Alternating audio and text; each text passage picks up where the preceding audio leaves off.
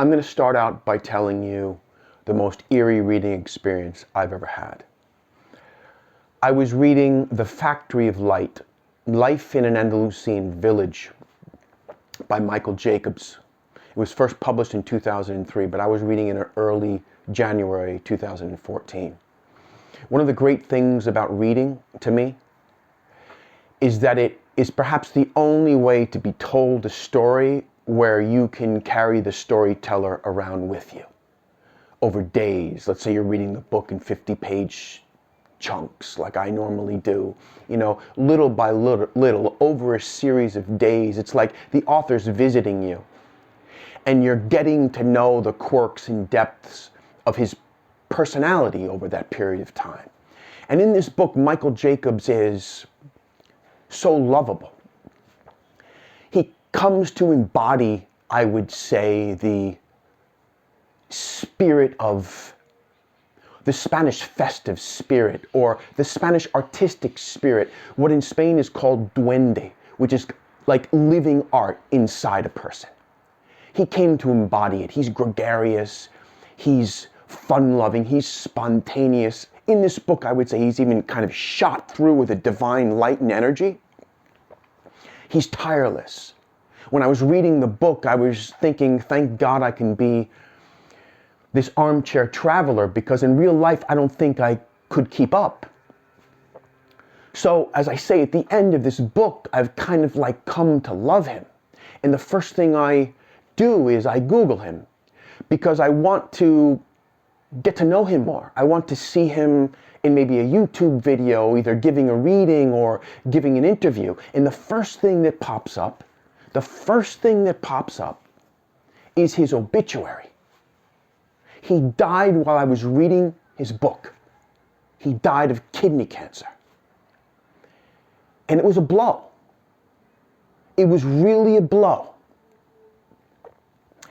This is the first in a series of videos that I'm going to do about books on Spain, or books by Hispanists.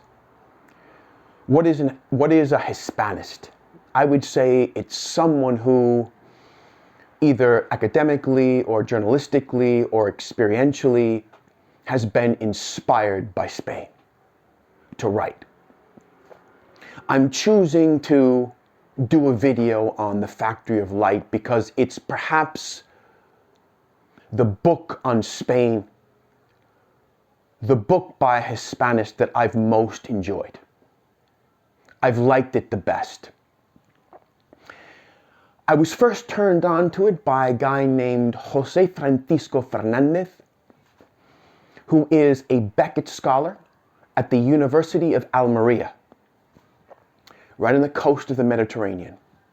My publisher in Spain, Editorial Confluencias, after accepting my book, assigned me to work with him, José Francisco, so that he could polish and correct my Spanish prose before the book went to press.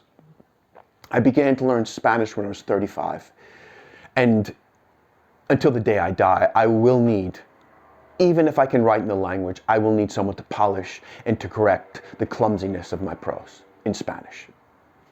Right? While working with José Francisco, he recommended The Factory of Light, saying that it was the best book written about Spain in the last 50 years, which was saying something because at that time, it had become all the rage to write about Spain. You know the type of book I'm talking about, like the kind of rural Mediterranean escapist literature, which was probably sort of started by South from Granada, which came out in 1957, was written by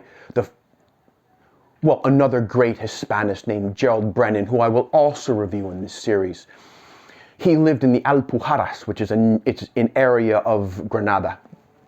But as Michael Jacobs says in The Factory of Light, when he's referring to Gerald Brennan's book, he says that Gerald Brennan's book was sort of both pioneering and unsentimental, and unwittingly sort of inspired this plethora of sort of I would say they got to the point of being corny. Books about, renovating abandoned but idyllic properties in the Mediterranean. So let me explain a little bit about who Michael Jacobs was. He wrote a total of 29 books, almost all travel books. He was born in Genoa, Italy, to a Jewish-Italian actress and a Anglo-Irish intelligence officer. His father fell in love with his mother, seeing her on stage. His childhood apparently was repressed. However, he compensated for that in adulthood. Chris Stewart, who wrote another very, very good book and tremendously popular book in this vein of Hispanists called Driving Over Lemons, wrote Michael Jacobs' obituary in The Guardian. And he said that Michael Jacobs, who was his friend, had an insatiable appetite for carousing. And he says how Michael Jacobs called himself a vagabundo literario. He wrote A Literary Vagabond. He wrote in 1994 another book about Spain, not a memoir, but a travelogue called Between Hopes and Memories, A Spanish Journey. He considered himself sort of among the last romantic travelers. So he's kind of an art historian, travel writer, bon vivant. And at one point in his life, he thinks that he has sort of, on a fluke, looking for a rural getaway, ended up in this town called Frailes. Frailes is the Spanish word for monks. And then, after becoming integrated in this town, thanks to first integrating himself in this group of fraileros, town members, this kind of inner circle of town members, whose ringleader was this guy whose nickname was El Sereno, the Serene One. Although he was far from serene, he's this whirlwind of a near 80-year-old kind of ambassador to Frailes, ambassador to the town, into the beautiful countryside around it.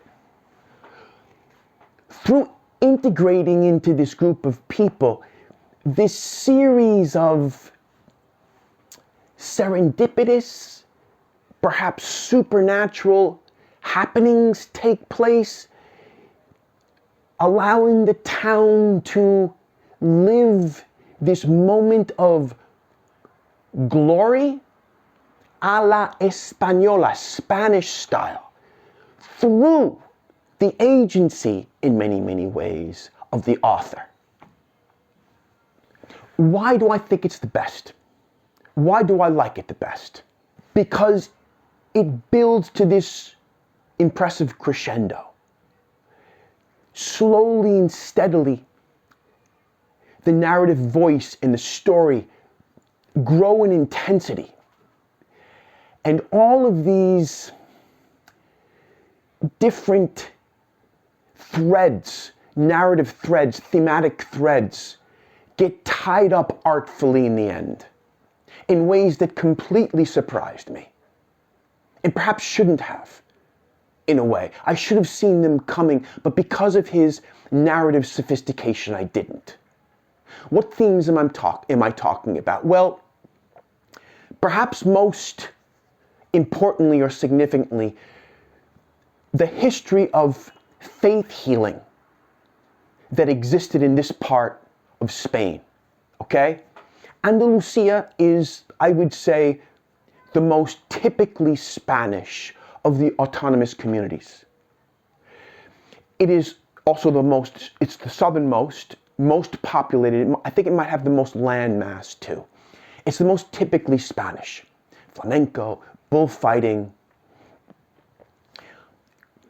the spectacle of Christianity, the relentless sun, the ochre dust. And Jaén is perhaps the region of Andalusia, the least trodden region of Andalusia. He calls it Michael Jacobs calls it the former border zone where Christianity and Islam had repeatedly replaced each other, right? Islam was an occupying force here in Spain for almost 700 years. And in this border zone, you had Christianity and Islam sort of like constantly replacing each other, which sort of set the scene for this group of faith healers that really wasn't tied to any specific denomination. And in the book, this becomes tied to just faith and belief and then miracles and then resurrection. He keeps upping the ante as the storyteller and keeps proving himself. There's also this idea of like a Spain that's in the process of extinction, of traditional Spain versus sort of modernized Spain. It's about a town galvanizing, coming together to reach this culminating moment. All of it gets tied up together. Also, many people call the book magic realist, and in addition to writing a lot about Spain, Michael Jacobs also wrote a lot about Colombia.